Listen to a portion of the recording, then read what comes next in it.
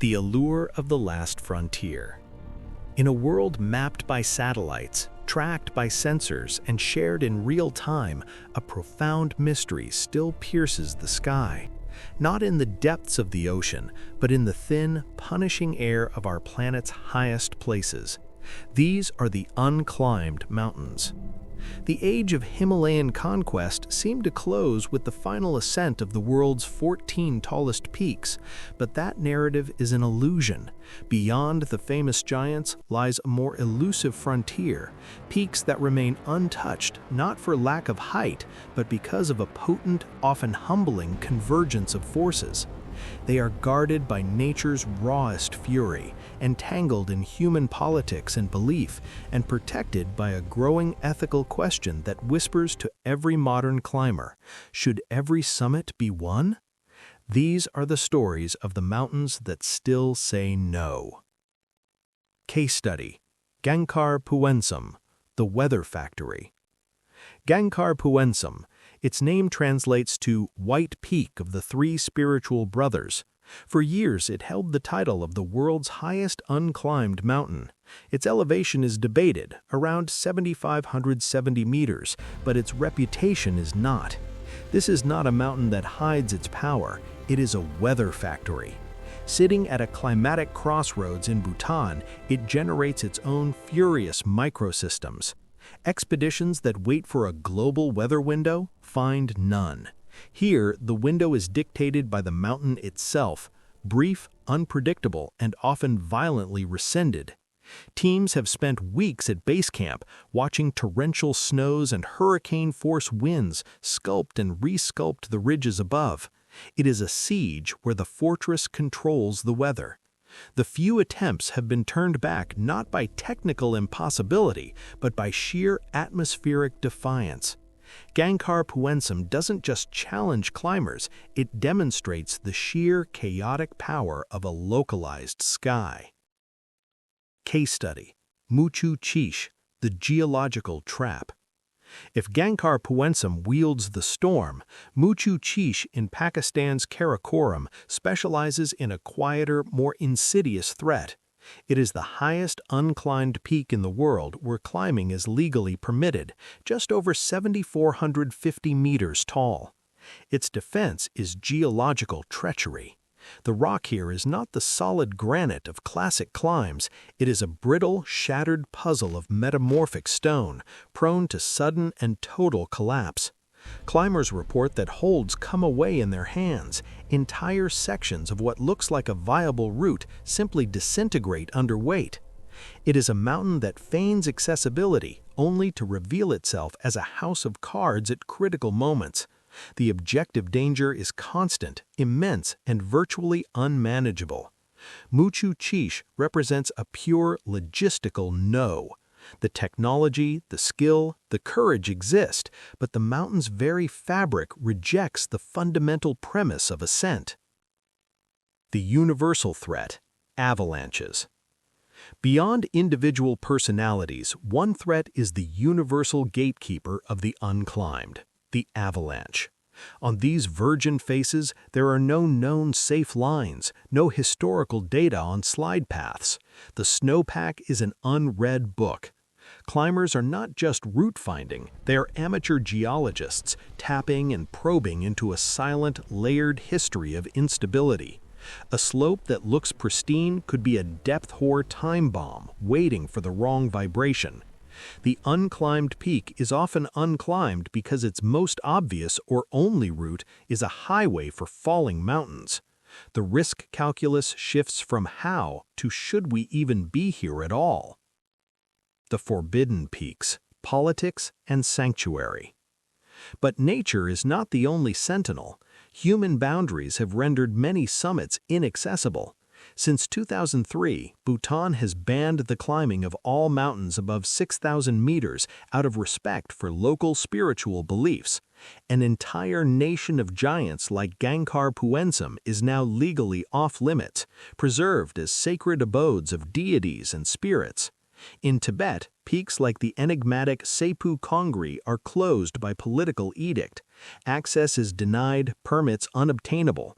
These peaks exist in a state of suspended animation, watched from afar. They become stories, legends, pixels on a screen. Their forbidding presence is a reminder that the map is not just physical, but cultural and political. And then there is Machapuchare, Nepal's fishtail mountain. It is not exceptionally high by Himalayan standards, but it is perhaps the world's most powerfully forbidden climb. In 1957, a British team was granted permission to attempt it, but with a condition: they must stop short of the actual top. They did, turning back a mere 50 meters from the top, honoring their promise. That promise became law. Machapuchare is considered the home of the god Shiva, its piercing summit a sacred tine not meant for human feet. It stands as a powerful symbol, a mountain that could be climbed but is not, a testament to the idea that some boundaries are not made of rock or ice, but of reverence. It asks us directly, is the summit more important than the sanctity it holds for others? The core ethical dilemma: to climb or not to climb. The because it is there ethos of the 20th century now collides with 21st century consciousness. We understand ecology, cultural sensitivity, and the value of leaving something alone. Do we climb a sacred peak for personal glory, knowing it desecrates a community's belief? In an era of commercialized peaks, is an unclimbed mountain not the ultimate prize, or is it a relic to be preserved in its purest state, unknown? Some argue that the spirit of exploration demands the attempt, that human ingenuity and passion should push these final frontiers. Others counter that true reverence sometimes means turning away, that the greatest respect for a mountain can be to let its summit remain a mystery for the wind and the snow. The unclimbed peaks are no longer just physical challenges, they are mirrors. They force us to question our motives, our impact, and what we truly seek in the high places. Conclusion: the value of the unknown. So what is the value of an unclimbed summit? It is a repository for wonder. In a known world, it holds the possibility of the truly unknown. What rock, what view, what silence awaits at the top of Machapuchare, we can only imagine. It is a benchmark for humility, a reminder that despite our technology and ambition, nature, through storm, stone, or avalanche, still holds the final card. And perhaps most importantly, it's a covenant, a promise that not everything must be conquered, cataloged, and claimed, that some things can be held sacred, left inviolate, whether for a god, for an ecosystem, or simply for the sake of their untold story. These unclimbed mountains are not failures of exploration, they are its highest achievement. They represent a choice, a restraint, a different kind of summit reached. The understanding that some mysteries make the world larger, not smaller. And in their silent, imposing presence, they continue to ask the most compelling question of all. Not how, but why. Machapuchare rises quietly above the Annapurna range. Not dramatic, not demanding. Its summit does not beckon climbers, it observes them. From the valleys of Pokhara, the mountain appears almost unreal. Twin peaks, shaped like a fishtail, perfect, untouched, as if nature itself decided to stop here and not go further. To the people who live beneath it, this is not simply a mountain. Machapuchare is believed to be the home of Shiva, a dwelling place, not a destination. Here, the summit is not an achievement, it is a boundary, a line drawn not on maps but in belief. While other peaks invite ambition, Machapuchare invites silence. Around the world, mountains are measured by difficulty. Routes are drawn, records are broken.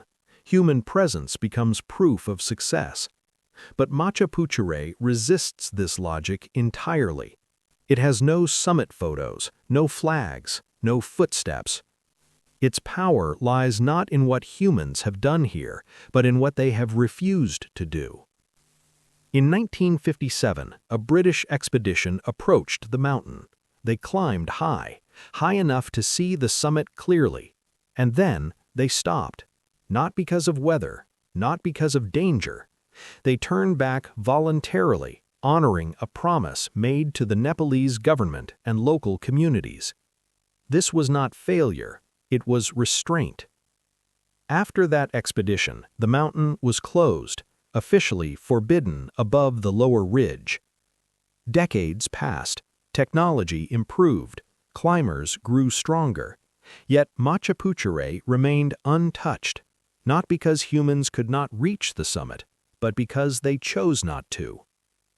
In a world obsessed with conquest, Machapuchare stands as a quiet refusal, a reminder that reverence can be stronger than ambition, and that some places on Earth are preserved not by force, but by respect. There is a mountain no one has ever climbed, not because it resists humanity, but because humanity stepped back.